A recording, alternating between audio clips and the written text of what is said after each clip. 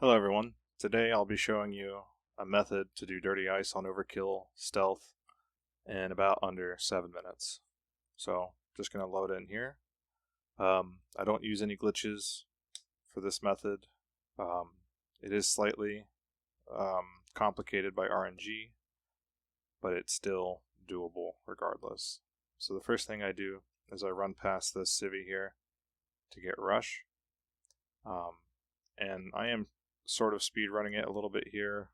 I'm not a speedrunner, but of course you don't have to go as fast as I am or try to rush. But I like to hack this phone because I can quickly come over here after hacking it to just barely pull off that lockpick. Now sometimes the lead guard is in that alley and you have to hack him if you want to rush past him or just wait for him to turn around.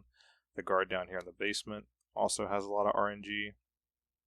Here I didn't get so lucky, so I had to lure him. The best place for him to be is on the other side facing the wall. He likes to do that sometimes, but you can see you can just lure him. It's fine. The speaker does move around, but regardless where it is, you can usually lure him. If you're lucky, I wasn't this time, you can have rush still here and quickly lockpick this gate, but it's fine. Alright, so now that we've disabled the security downstairs, I'm going to close the blinds here. You'll see why later. And yes, I do have a CTOS phone mod installed and a few other mods you may have already noticed, but none of which affect gameplay. So we just steal over that guard's shoulder there, and then we're taking everything here that we can, being careful not to get spotted. You can see I picked something up when I said I was observed, but for some reason I was alright.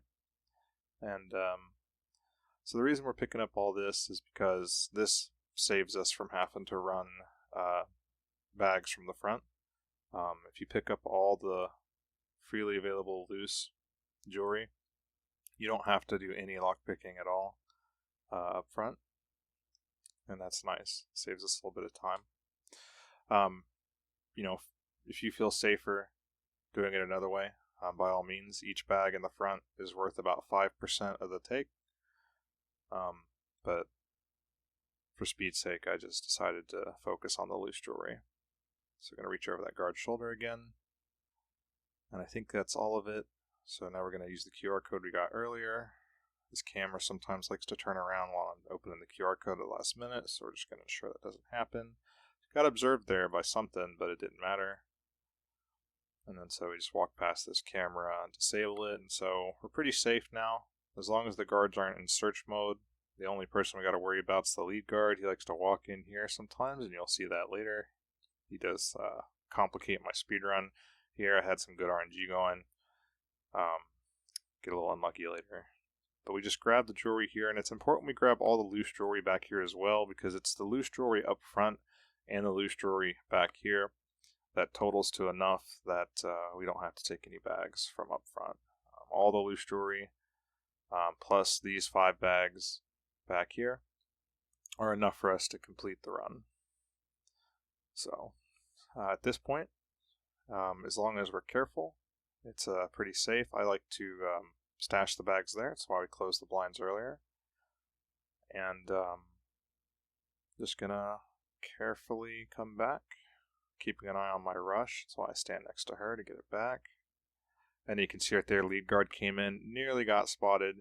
If we had, it wouldn't have ruined the run. I just would have had to have hacked him, and the guards would have gone on search, and wouldn't have been ideal. But you can see here, he decides to just, I thought maybe I could hack him and quickly steal something, but my rush ran out and the opportunity was gone, and it's just like, well, so much for the good RNG on the speed run. But this isn't meant to be a speed run. This is meant just to show you how to get completions on this mission quickly in stealth on Overkill. So if you're interested in doing the challenge for completing it on Overkill, this is a way that you can go about doing it relatively quickly.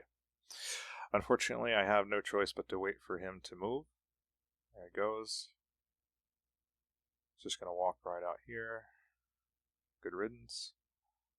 Alright, we're going to grab the last few cases of jewelry here. Nobody seems to care that we're just walking in and out of the jewelry store, throwing loot on the ground. And yeah, I have that mod that replaces my loot bags with the IKEA shark. Just for fun, really. Alright, and that should be the last jewelry bag right there. I'm just double checking real quick, and yep, that's it. So at this point the run is essentially complete. All the hard parts are over. At this stage I'm just running the bags to the van.